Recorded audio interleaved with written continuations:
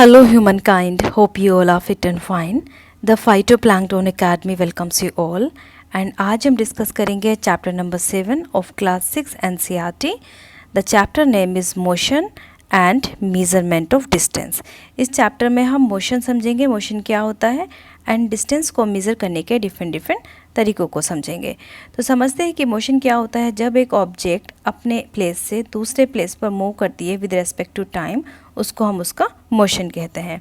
ठीक है, चलिए समझते हैं इस फर्स्ट पैराग्राफ से, जहाँ पे लिखा हुआ है कि क्लास में एक जनरल डिस्कशन होता है पहेली और बूझों की क्लास में, जहाँ पे बच्चे डिस्कस करते हैं कि हम अपने समर वेकेशन पे डिफरेंट प्लेसेस पर हमने विज़िट किया. कुछ बच्चों ने कहा कि हम ट्रेन से गए थे, कुछ बस से, कुछ ब्लॉक कार्ट से. एक स्टूडेंट ने बताया कि वो एरोप्लेन से भी गया था. एक स्टूडेंट ने बताया कि वो अपने अंकल की बोट से गया एक फ़िशिंग ट्रिप पे. बेसिकली हम जितने भी चीज़ों के नाम यहाँ पे ले रहे हैं वो क्या है, वो सब आपके ट्रांसपोर्ट मीडियम है. इन सब व्हीकल्स के ज़रिए उन्होंने ट्रांसपोर्ट किया, एक जगह से दूसरी जगह पर वो उन्होंने मूवमेंट किया. फिर टीचर ने डिस्कस किया कि आप न्यूज़पेपर पढ़ो और आपको पता चलेगा कि स्मॉल व्हील्ड व्हीकल होते हैं जो कि हम मार्स की सोइल पर यूज़ करते हैं. जो मार्स हमारा दूसरा प्लानट है, तो वहाँ पर जब हम व्हीकल यूज़ करते हैं वो स्मॉल व्हील, उनके वो छोटे छोटे पहिए होते हैं. इस तरीके की व्हीकल्स होते हैं जो हम एक्सपेरिमेंट कंडक्ट करने के लिए मार्स पे यूज़ कर रहे हैं. आपने सुना ही होगा मार्स एंड डिफरेंट प्लैनेट्स के बारे में, जहाँ पर हम एक्सपेरिमेंट कर रहे हैं. These vehicles were taken by spacecraft all the way to Mars. और मार्स पे ये व्हीकल्स कैसे लेके जाते हैं, स्पेस क्राफ्ट के ज़रिए. Meanwhile, Paheli had been reading stories about the ancient India and wanted to know how people traveled from one place to another in the earlier times. इसके बीच में ही पहली ने कुछ स्टोरीज़ पढ़ी और उसने बताया कि इन एंशियंट इंडिया में कुछ लोग ट्रैवल करना चाहते थे एक प्लेस से दूसरे प्लेस पर डिफरेंट तरीके से. अब हम ट्रांसपोर्ट की स्टोरी पढ़ते हैं. एक्चुअली ट्रांसपोर्ट किस तरीके से स्टार्ट हुआ. पुराने दिनों में, जो बहुत पहले की अगर हम बात करें, तो वहाँ पे सिर्फ फुट से हम ट्रांसपोर्ट किया करते थे. जो ह्यूमंस होते थे वो अपने पैरों पे चल के जाते थे, मतलब जैसे आज के टाइम पे नॉर्मली हम चलते हैं, तो बेसिकली ऐसे ही लोग चलते थे. और यही एक ट्रांसपोर्ट था. अगर आपको एक जगह से दूसरी जगह जाना है तो आप चल कर ही जाएंगे. कुछ आपके पास व्हीकल नहीं था उस टाइम पर, कोई कार, बस, स्कूटी, साइकिल कुछ नहीं थी. उसके बाद और वो अपने पीछे कमर पे सामान रख लेते थे और उस तरीके से जाते थे. उसके बाद उन्होंने एनिमल्स का यूज़ करना शुरू किया ट्रांसपोर्ट के लिए. वो एनिमल्स के पीछे ऊपर सामान रख देते थे, उनके ऊपर बैठ जाते थे और चले जाते थे. For transport water routes boats were used. उसके बाद उन्होंने एंशिएंट टाइम में बोट्स बनानी शुरू करी. वो बोट्स बहुत ही सिंपल लॉग्स की होती थी. Will a hollow cavity could be made. Later उसके बाद पीपल्स ने लर्न किया, डिफरेंट तरीके के पीसेस वुड के यूज़ करने शुरू किए और एडवांस टाइप के, मतलब उस हिसाब से एडवांस टाइप की डिफरेंट शेप्स की बोट्स बनाई. देखिए मैं आपको बोट्स के शेप बताती हूँ. इस तरीके की बोट्स की शेप होती है, शायद आपने देखी होगी. ये स्ट्रीम शेप्ड होती है, जैसे फ़िश की शेप होती है ना, कि फ़िश में हमने पढ़ा था लास्ट वाले चैप्टर में कि फ़िश की स्ट्रीम लाइन बॉडी होती है. इवन जितने भी एनिमल्स जो वाटर के अंदर मूव करते हैं उनकी स्ट्रीम लाइन बॉडी होती है ताकि वो पानी में आसानी से मूव कर सकें.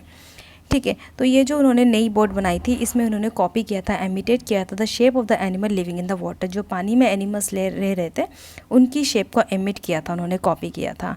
अब आपको रिकॉल करना है, मैंने जैसे आपको बताया कि स्ट्रीम लाइन शेप हम यूज़ करते हैं for the fish, because fish की शेप जो होती है वो स्ट्रीम लाइन होती है to move into the water easily. Invention of wheel. उसके बाद व्हील का इन्वेंशन होता है, जिससे बहुत ज़्यादा चेंजेस आते हैं in the mode of transport. And after the design of the wheel was improve और thousands of year animals were use to pull cart that moved on the wheel. उसके बाद एनिमल्स के साथ यहाँ पे व्हील्स लगाने शुरू किया और बुलॉक कार्ट बनानी शुरू कर दी. Until the beginning of the 19th century, people still dependent on the animals, boats, ships to transport them from place to place. उसके बाद 19th सेंचुरी की शुरुआत तक सिर्फ इन्हीं चीज़ों पे हम डिपेंड थे. हम एनिमल्स को कैरी करते थे, उनके ऊपर सामान रख के. बोट्स पानी में बोट्स यूज़ करते थे और शिप को यूज़ कर लेते थे. ठीक है, उसके बाद होता है 19th सेंचुरी के बीच में स्टेम इंजन का इन्वेंशन होता है. और स्टेम इंजन से फिर रेल रोड्स बनते हैं, रेलगाड़ी बनती है जिनके ज़रिए हमने ट्रांसपोर्ट करना शुरू किया. ठीक है, सबसे पहले समझते हैं मोशन क्या होता है. जैसे मैंने आपको बताया, if a body changes its position with respect to time, मतलब एक बॉडी यहाँ पर है, कुछ टाइम के बाद वो दूसरे प्लेस पर चली गई, तो वो उसका मोशन हो गया. The body covers equal distance in equal time interval. एक बॉडी अगर इक्वल डिस्टेंस को इक्वल टाइम इंटरवल में कवर कर रही है तो उसको हम यूनिफॉर्म मोशन कहते हैं. इसका क्या मतलब है, जैसे मैंने आपको 5 मिनट दी और आप हर 1 मिनट में 100 सेंटीमीटर चल रहे हैं. दूसरी मिनट में आपने फिर से 100 सेंटीमीटर चला, 200 हो गया। तीसरी मिनट में आपने फिर से 100 सेंटीमीटर चला, 300 हो गया। तो इस तरीके से आप हर एक इक्वल टाइम इंटरवल में इक्वल डिस्टेंस कवर कर रहे हैं, that is your uniform motion.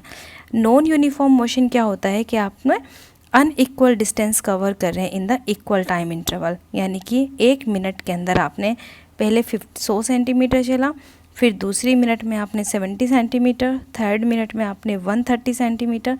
तो इस तरीके से आप डिफरेंट अनइक्वल डिस्टेंस कवर कर रहे हैं इक्वल टाइम इंटरवल में, उसको हम नॉन यूनिफॉर्म मोशन कहते हैं। समझते हैं डिस्टेंस क्या होती है। Distance is the actual length of the path covered by a moving body. जो बॉडी मूव कर रही है तो उसने जितना एक्चुअल पाथ कवर किया है उसको हम डिस्टेंस कहते हैं। जैसे कि यहाँ पर एक ह्यूमन है, आप अपने आप को समझ लीजिए, ठीक है। अब आपको जाना है स्कूल, यहाँ पे स्कूल के पास में एक गली से आप पास किए, उसके बाद दूसरे रोड पर गए, फिर आगे आपने अपनी रिक्शा ली, फिर आगे आप अपने स्कूल पहुँचे, यहाँ आप अपने स्कूल पहुँच गए। तो ये पूरा का पूरा जो आपने रोड पास किया है इसको हम कहते हैं डिस्टेंस। लेकिन अगर हमें डिस्प्लेसमेंट जानना हो तो हम क्या करेंगे, इस जगह से इस जगह तक की जितनी दूरी है उसको नापेंगे, उसको हम कहते हैं डिस्प्लेसमेंट। डिस्प्लेसमेंट में हम सिर्फ initial position and final position देखते हैं, लेकिन डिस्टेंस में हम एक्चुअल जितना पूरा कवर किया है उसको देखते हैं। तो डिस्प्लेसमेंट शॉर्टेस्ट डिस्टेंस होती है between the initial and the final position. इसको आप इजीली ऐसे समझ सकते हैं कि अगर मैं आपसे कहूँ कि हमें जम्मू कश्मीर, जैसे इंडिया का मैप ये है, इस तरीके से इंडिया का मैप होता है ये वाला, ठीक है, ऐसी कुछ होता है ना। तो अगर मैं आपसे कहूँ कि जम्मू कश्मीर से कन्याकुमारी तक आपको जाना है, अगर मैं आपसे डिस्प्लेसमेंट पूछूँ तो सीधा यहाँ से यहाँ तक जितनी दूरी है वो हो जाएगा डिस्प्लेसमेंट, इनिशियल टू फाइनल। लेकिन आप डायरेक्ट तो नहीं मूव कर रहे, हो सकता है आपने पहले इधर आए हो, फिर यहाँ पे कुछ फ़्लाइट ली हो, फिर इधर से गए हो, फिर इधर ट्रेन से आए हो, इस तरीके से आप कन्याकुमारी। तो ये टोटल अगर हम चेक करें तो ये होता है डिस्टेंस, लेकिन डायरेक्ट इनिशियल से फाइनल डिस्प्लेसमेंट, इसीलिए शॉर्टेस्ट डिस्टेंस होती है, ठीक है। चलिए देखते हैं। उसके बाद कुछ मोटराइज्ड बोट आई जिनमें इंजन लगाना शुरू किया बोट्स में, वो इजीली चल सकती थी। शिप्स, मोटराइज्ड शिप्स यूज़ हुए। फिर 19th सेंचुरी में हमने देखा एरोप्लेन का इन्वेंशन हुआ। उसके बाद electric trains, monorail, supersonic aeroplanes and spacecraft in the 20th century. चलिए अब समझते हैं हम इनको किस तरीके से नापेंगे। अगर हमें किसी चीज़ को मेज़र करना है डिस्टेंस को तो हम कैसे करेंगे। सबसे पहले हम डेस्क की टर्म्स में समझते हैं, how wide is this desk. अब ये डेस्क आपके पास है, इस डेस्क में दिया गया है, यहाँ पे जो पहेलियन बूझो है उनसे कहा गया है कि इनको आपको नापना है। अब उनके पास नापने के लिए कोई चीज़ नहीं थी तो उन्होंने अपने गिल्ली डंडा का यूज़ किया। क्योंकि क्या होता है, जब क्लास के अंदर हम बैठते हैं तो बेंच पे एक स्टूडेंट यहाँ बैठा है और एक स्टूडेंट यहाँ बैठा है, दोनों स्टूडेंट में आपस में झगड़ा होता है तो वो कहते हैं कि हमें इक्वल डिस्टेंस चाहिए, ठीक है। कोई स्टूडेंट ज़्यादा स्पेस ले रहा था, दूसरा स्टूडेंट ज़्यादा स्पेस ले रहा था, तो उन्हें इक्वल स्पेस देने के लिए और टीचर ने सोचा कि आप इसको इक्वल डिवाइड कर लो, अपने आप इसको आधा आधा बांट लो। अब आधा बांटने के लिए उनके पास कुछ मेज़रमेंट नहीं था तो उन्होंने अपने गिल्ली डंडा का यूज़ किया।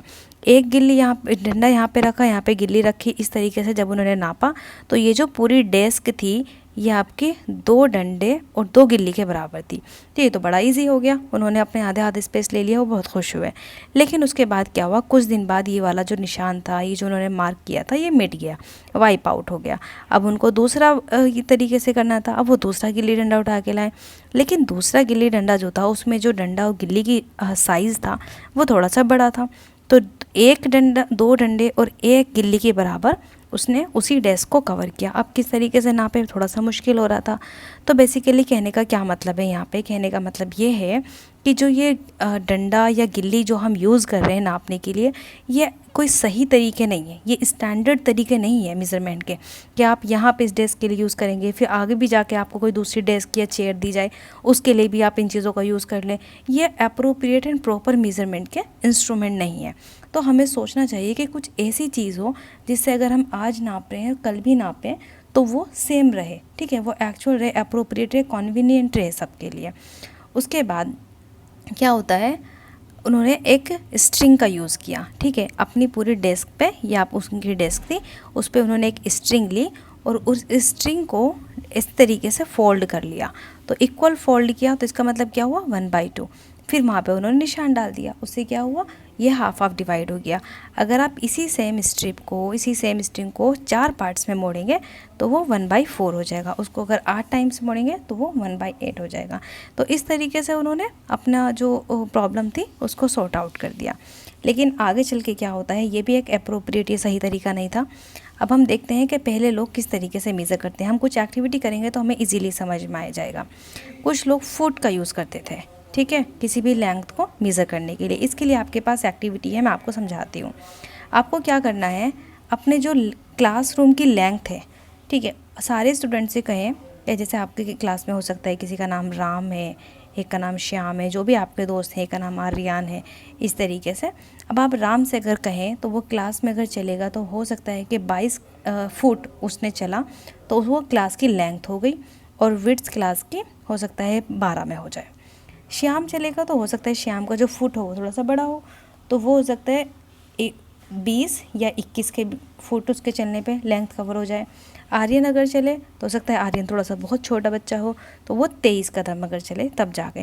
तो इससे क्या पता चल रहा है, एक भी चीज़ बराबर की नहीं आ रही।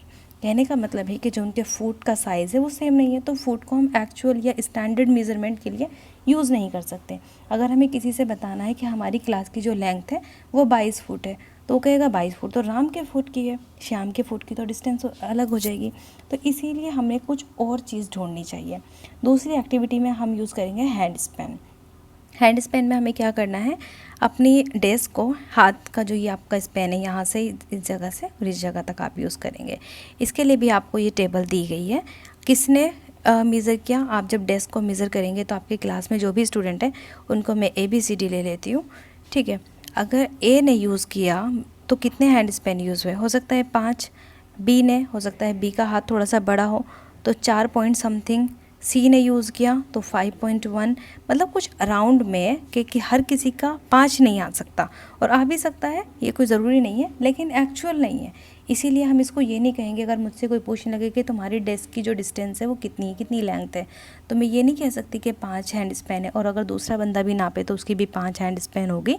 तो ये डिफ़र करता है पर्सन टू पर्सन। इसीलिए हमें मेज़र करने के लिए कुछ स्टैंडर्ड क्वांटिटी का पता होना चाहिए। तो फिर अब मेज़रमेंट क्या हुआ, measurement means the comparison of an unknown quantity with some known quantity. कुछ नॉन क्वांटिटी, हमारे पास कुछ ऐसी चीज़ नॉन क्वांटिटी हो जिसके ज़रिए हम जितनी भी अननोन क्वांटिटी वर्ल्ड में एग्जिस्ट करती हैं उनको मेज़र कर सकें, उसको कहते हैं हम मेज़रमेंट, ठीक है। This non fixed quantity is called a unit, इसको हम यूनिट कहेंगे। The result of a measurement is expected in 2 parts. One part is the number, एक नंबर होता है, and other is a unit of measurement. Okay, आपको मैं समझाती हूँ कि जो स्टैंडर्ड यूनिट होती है मेज़रमेंट की, उनके अंदर 3 बेहतरीन क्वालिटी होती है। फर्स्ट, वो ग्लोबली एक्सेप्टेड होती हैं। सेकंड, वो एक्यूरेट होती हैं। ग्लोबली एक्सेप्टेड यानी कि अगर इंडिया के अंदर हम कहें कि 1 मीटर कपड़ा चाहिए, तो और अगर वही एक मीटर कपड़ा हमें वर्ल्ड के किसी और कंट्री में लेना हो तो वो उतना ही कपड़ा नापेगा। 1 मीटर ग्लोबली एक्सेप्टेड है, ठीक है। दूसरी क्वालिटी होती है स्टैंडर्ड यूनिट की कि वो एक्यूरेट होती है, कि अगर 1 मीटर में जितना कपड़ा इंडिया के अंदर आएगा उतना ही कपड़ा वर्ल्ड की किसी और कंट्री में आएगा। और तीसरा ये है कि वो कॉन्वीनियंट होती है, कि जैसे मैंने यहाँ पे 1 मीटर कहा इंडिया में, तो वो हर एक पार्ट में इंडिया के कॉन्वीनियंट होगा सबके लिए यूज़ करना। अगर आपको कहना है कि हैंड स्पेन की अगर हम बात करें तो वो सबके लिए कॉन्वीनियंट नहीं है, अगर हम फुट की बात करें तो वो सबके लिए कॉन्वीनियंट नहीं है। इसीलिए जो स्टैंडर्ड यूनिट होती है उनकी ये क्वालिटी होती है कि वो कॉन्वीनियंट होती है। चलिए समझते हैं standard unit of measurement. Ancient time पे अगर हम देखें तो जो इंडस वैली सिविलाइजेशन है, वहाँ पे जो घर होते थे वो बहुत एक्यूरेट बने होते थे, उनमें कुछ ब्लॉक्स होते थे इस तरीके, और वो इक्वली एक ज्योमेट्रिकली कंस्ट्रक्शन जो था वहाँ पे वो बहुत परफेक्ट था। तो इसीलिए हम कह सकते हैं कि जो हमने मेज़रमेंट की स्टार्ट की है वो अपने पुराने सिविलाइजेशन से की है, that is your Indus Valley civilization. A cubic as a length from the elbow to the fingertips. Cubic क्या होती है, जैसे एक इंसान है यहाँ पे, इसका जो ये अगर हम फेस माने तो यहाँ से जो हाथ से जो एल्बो तक का होता है उसको हम क्यूबिक लेंथ कहते हैं। तो ये भी पूरे वर्ल्ड में नहीं एक्सेप्ट की जाती, जैसे कि लोग फुट का यूज़ कर रहे हैं या फिर यार्ड का यूज़ करते हैं। जनरली आपने देखा होगा कि जो कपड़ा सिलने वाले लोग होते हैं वो क्या करते हैं, अपनी जो फिंगर होती है यहाँ से और अपने चिन तक इसको हैंड को पूरा स्ट्रेच कर लेंगे इस तरीके से, ठीक है। और यहाँ से हैंड से अपनी जो ये चिन होती है इसको यार्ड मानते हैं। तो 1 यार्ड कपड़ा, 2 यार्ड कपड़ा, इस तरीके से वो लोग यूज़ करते हैं। हालांकि ये बहुत ज़्यादा यूज़ होता है by the tailors and others, जो कपड़ा बेचने वाले होते हैं, बट ये ग्लोबली एक्सेप्टेड नहीं है, इसीलिए हम इसको स्टैंडर्ड यूनिट नहीं कहेंगे। तो स्टैंडर्ड यूनिट क्या हुई? स्टैंडर्ड यूनिट होती है जो ग्लोबली एक्सेप्टेड होती हैं, एक्यूरेट होती हैं, एज वेल एज वो कॉन्वीनियंट होती हैं by everyone. So for the sake of uniformity के लिए हमने इनका इजाद हुई, स्टैंडर्ड यूनिट ऑफ मेजरमेंट की इजाद हुई, ठीक है। अब each metre is divided into 100 centimetre division. जो लेंथ की जो स्टैंडर्ड यूनिट होती है वो मीटर होती है और 1 मीटर के अंदर 100 सेंटीमीटर्स होते हैं, ठीक है। यहाँ पे आप देख सकते हैं 1 metre is equal to 100 centimetre and 1 centimetre is equal to 10 millimetre. यहाँ पे another 1 kilometre is equal to 1000 metre. जो करेक्ट मेज़रमेंट है लेंथ का उसको हम मीटर स्केल से नापेंगे, जो हम अपनी डेली लाइफ में यूज़ कर रहे हैं। जो टेलर यूज़ करते हैं वो टेप का यूज़ करते हैं और कुछ क्लॉथ मर्चेंट मीटर रोड का भी यूज़ करते हैं। वो अपनी अपनी कॉन्वीनियंट जो अपना सही तरीका है अपने फ़ायदे के लिए उसको वो यूज़ करते हैं। चलिए ठीक है, ये डिफरेंट तरीका है कि आपके पास अगर स्केल है और उस पर 0 नहीं लिखा हुआ तो आपको 1 से मेज़र करना है, यहाँ से कहीं से उठा के मेज़र नहीं करना, ये गलत तरीका होता है। और इस तरीके से आड़ा तिरछा भी नहीं यूज़ करना, सीधा आपको यूज़ करना होता है, ठीक है। यहाँ पे आपको 0 से नहीं दिया हुआ तो आपको यहाँ पे 1 से यूज़ करेंगे।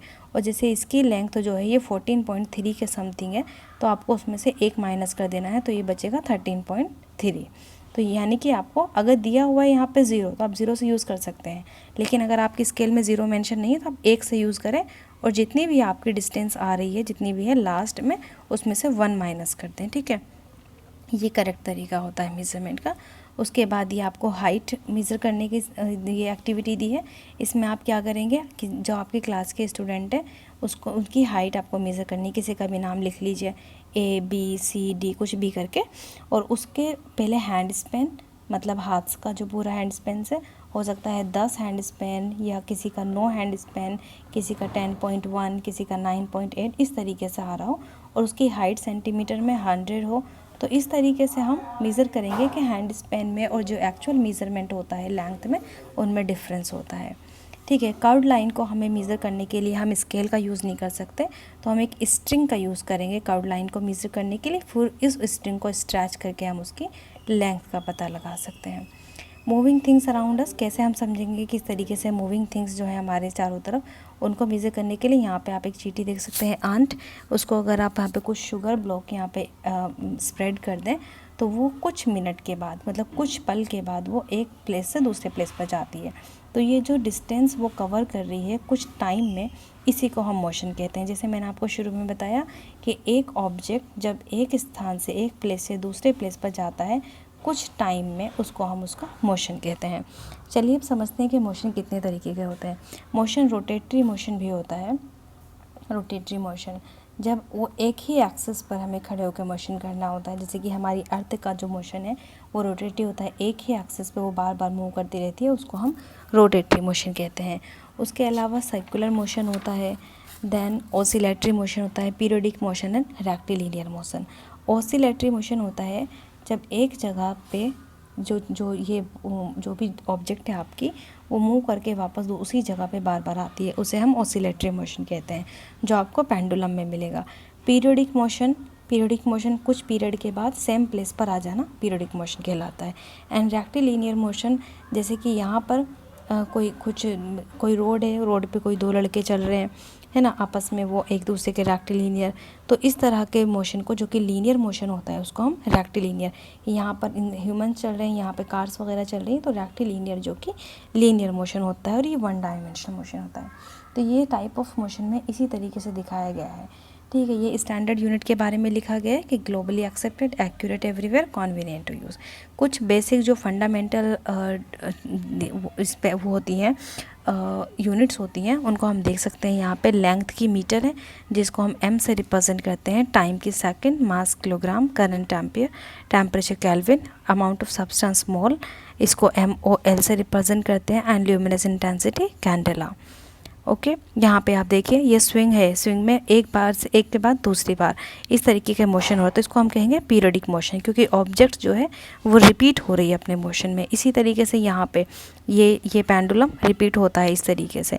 फैन आपका सर्कुलर मोशन होगा, ठीक है। A branch of tree moving to fro and motion, जैसे कि ये पेड़ है अगर आपका, तो उसकी जो ब्रांच होती है वो बार बार हिलती रहती है, तो वो एक जगह से दूसरी जगह पे जा रही है और फिर वापस आ रही है। तो ये सारे मोशन आपके किस तरह के से हुए, जो टू एंड फ्रो वाला पीरियडिक मोशन, बार बार उसी जगह पे आ जाना, ठीक है।